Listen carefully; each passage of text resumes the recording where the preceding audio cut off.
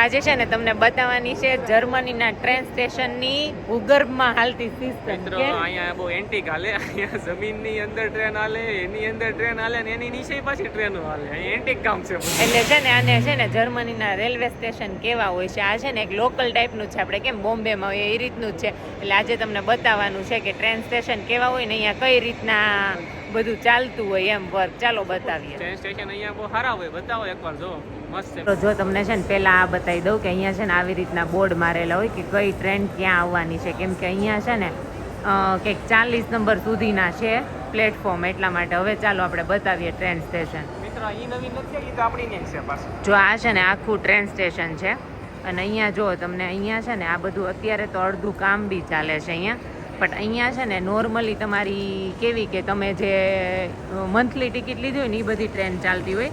અને સામે આ બધી દેખાય છે ને વ્હાઈટ કલરની, આ જો રેડ પટ્ટીવાળી, હા આઈસી. મિત્રો 300 સ્પીડ સુધી હાલે, કલાકની 300 કિલોમીટર કાપે મેક્સિમમ. અને અહીંયા છે ને મુંબઈના લોકલ ટ્રેન સ્ટેશન હોય ને એ રીતના ટ્રેન સ્ટેશન છે. પણ જો અહીંયા બી તમારે જે મતલબ કીધું હોય કે તમારે 18 થી 36, તો તમને એરા બી આપેલા હોય કે તમારે અહીંયા જવાનું છે ને આ બધા બોર્ડ મારેલા છે કે કઈ ટ્રેન કેટલા નંબર ઉપર આવે છે એમ.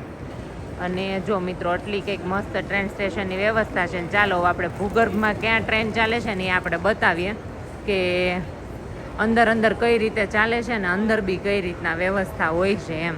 કેમ કે અહીંયા અંદર ચાલે ને તો ત્યાં બી ખાવાનું ને પીવાનું ને બધું મળી રહેતું હોય છે નોર્મલી, એટલા માટે. ચાલો તમને બતાવીએ આખી ટ્રેનની સ્ટેશનની વ્યવસ્થા છે.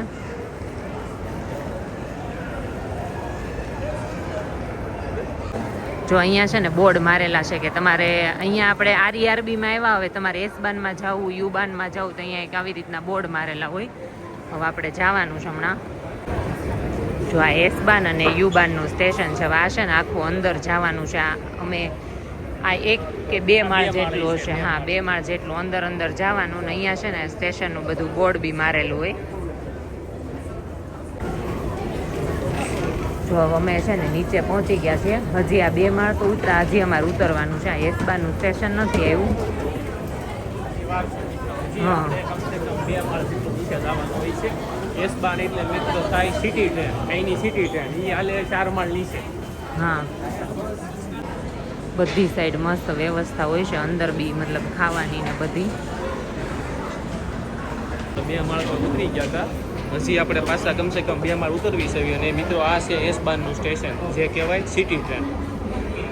એક તો નોર્મલ ઉપર આરઈઆરબી, આઈસી બધી ચાલતી જ હોય છે. અને જો અત્યારે આ ટ્રેનનું સ્ટેશન.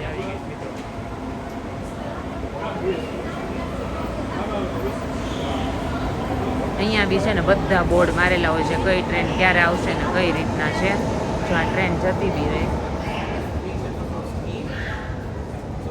જો હવે જવાનું છે આપણે સાવ નીચે. હવે અહીંયા પાછું છે ને 1 માળ ઉતરી જવાનું અને હજી પાછું છે ને 1 માળ ઉતરવાના આવે છે કાજીરાજ. અને વ્યવસ્થા બી સારી છે. ફાઇનલી મિત્રો છે ને અમે યુ-બાનના સ્ટેશન ઉપર પહોંચી ગયા છીએ. હવે ખાલી છે ને આમાં નીચે 1 માળ સુધી જવાનું છે, પછી આવી જશે 1 કે 2 માળ સમથિંગ છે. જો હવે છે ને સાવ નીચે જવાનું છે. 2 માળ હશે કા? હા 2 માળ જેટલું. મિત્રો આપણે ઉપરથી 2 માળ ને બીજા 2 માળ 4 માળ ઉતરી ગયા હતા. ત્યાં આપણે સિટી ટ્રેન હાલતી હતી.